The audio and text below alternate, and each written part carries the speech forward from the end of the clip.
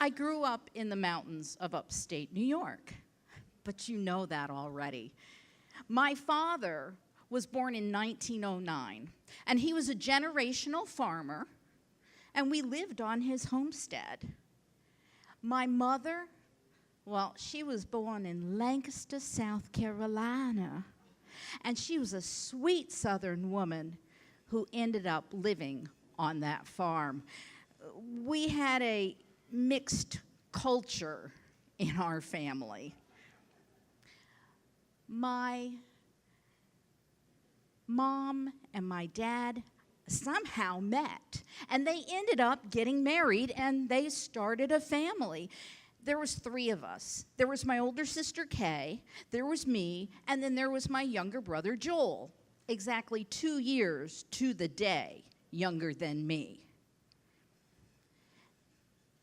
And of course, we all grew up. We got married, and we left, and we started our own families elsewhere. Now, my brother ended up staying on the farm in upstate New York. My sister Kay ended up in Maryland, and I ended up in the Carolinas. You know, time passes, and as it did, so did my father. And it was about 10 years later that my mother became so ill that we had to place her in a facility where she would have round-the-clock care. We decided that the best place to put my mother would be in Maryland, and that way she would be midway between my brother and I, and she'd be near my sister Kay, so she could drop in and check in on her. It was actually a pretty good solution. There came the day, though. I got the call. It was time for my mom to leave this world and pass on into the next. I, of course, went on up to be with her, and we said our goodbyes.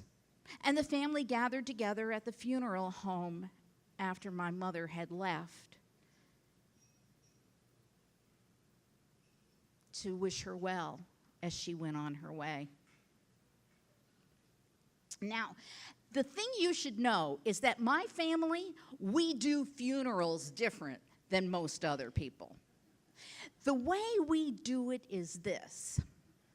When someone passes, like I said, the family gathers and we say our goodbyes. But then we all get together with our calendars and we play Yahtzee with those calendars.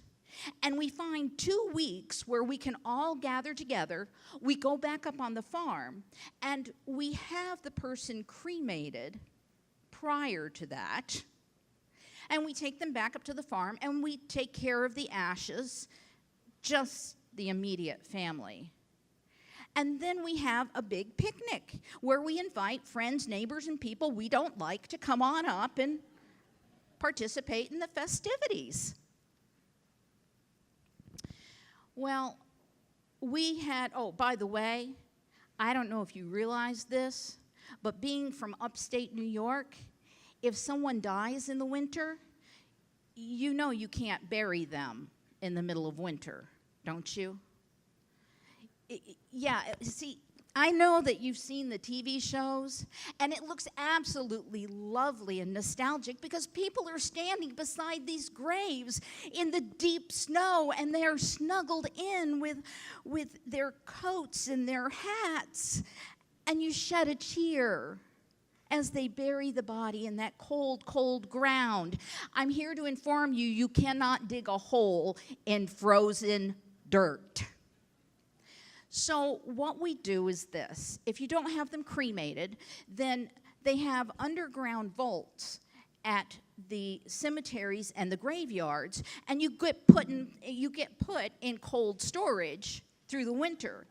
And then during spring thaw, they take you out, and then you have a ceremony called a burial. It's really not a bad plan. But I asked my dad, you know, he was born at the beginning of the last century. I said, Daddy, what did they do with the bodies when you could bury your own whole? He said, well, honey, we wrapped them up real good and we hung them up in the trees. No way. He said, yeah, that way the critters didn't get at them and you didn't want the kids to trip over them either. Well, after we had said our goodbyes to Mom, and I went ahead and I came back to North Carolina. And I went back to church. Now, don't get offended when I say this, because every church has one. I don't want to get any letters about this. There's the church lady. You know the church lady. She stands about so tall. Her curls have been lacquered back with some type of acrylic spray. And she has to know everything. If a couple of people are talking in private, she's the woman that has to look at the hymnal just a little bit too close. She's got to have that information. You don't understand. She's got to carry a good story back to the prayer meeting.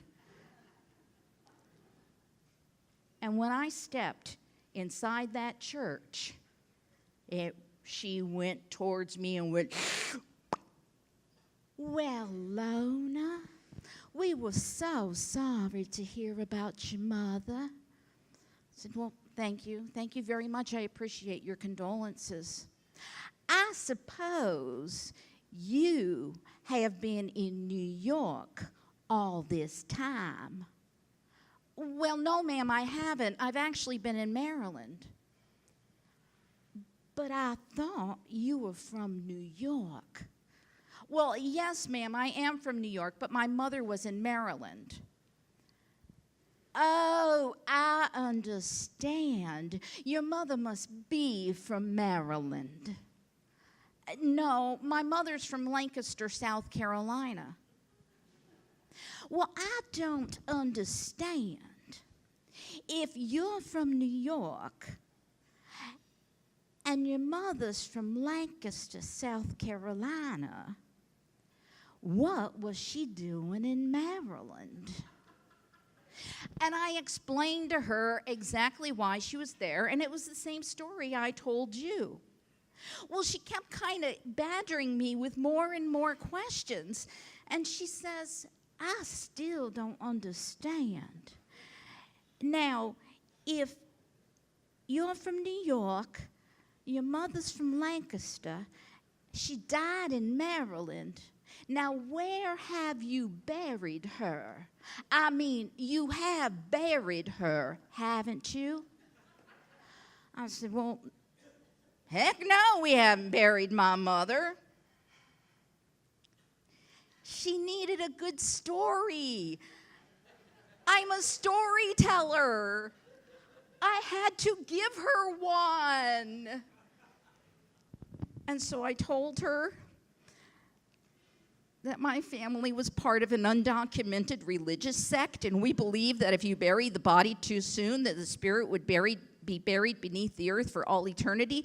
But if you kept the body above the earth for at least, say, 6 months or so, then the spirit has time to fully release into the heavens. You wouldn't want your spirit buried beneath the earth for all eternity now, would you? Well, if you haven't buried her, what did you do with her? I mean, where's the body now? Well, let's go back to me and my sister. My sister had called me and said, hey, Lona, it's Kay. Hey, Kay. Excuse me. Hey, Kay, how you doing? Oh, I'm fine. I'm just coming back from picking up Mom. I had to do a double thought on that one, too. I said, so how's she looking? Oh, she's fine. She's a little boxed in. You know, they put you in those resin boxes when you cremate someone. And you know why they do that? Because you can't actually earn your way into heaven. Okay, back to the story. So Kay says, hey, Lona, you want to hear something funny? And I said, yeah, I really do. I strapped her in. I said, you did not. She goes, yes, I did. You did not. I did. What'd you do that for?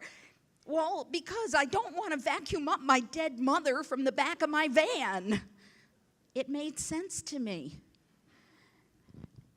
And then she says, so I got to do something with her now when I get her back to the house. Kay was keeping the ashes. I said, well, why don't you put her in front of the bay window behind your sofa? She said, I'm not doing that. I said, well, why not? She goes, because I got 5 black dogs. They're going to get at her and rip her apart, and once again, I'm going to have to vacuum up my dead mother from the carpet. She said, okay, put her on the bookshelf. I am not putting my dead mother on display on the bookshelf. Okay, your bedroom, put her up in your bedroom. I am not putting her up in my bedroom. My dead mother is not sleeping in my bedroom. I said, well, why not? Because she snores. That was true. My mother could snore so loudly that she could resurrect herself. I said, okay, so what are you going to do with her? She said, well, I think I'm going to put her in the utility room on top of one of the freezers out there. The dogs aren't in there. And if they do get in there, she'll be up high enough and the dogs won't be able to get at her. I said, okay, great. Just don't forget to bring Mom in May back to the farm. I promise, Lona, I won't forget her. So that's great. Let's go back to the church lady. So the church lady says, I don't understand. Where's the body now? Well, at first we thought about putting her on display in front of my sister's big bay window. And we thought that probably wasn't a good idea. And then we thought, well, she might be more comfortable up in my sister's room, but Kay didn't want to sleep in the bedroom with her dead mother. So it's really okay. Kay's got a couple freezers out back, and we've got her there.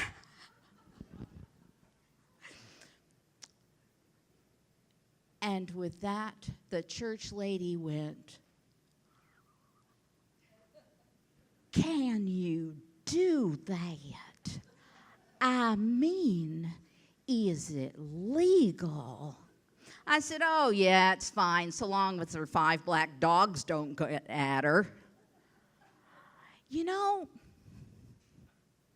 we tried, my husband and I, for 2 years to get on the prayer team of that church.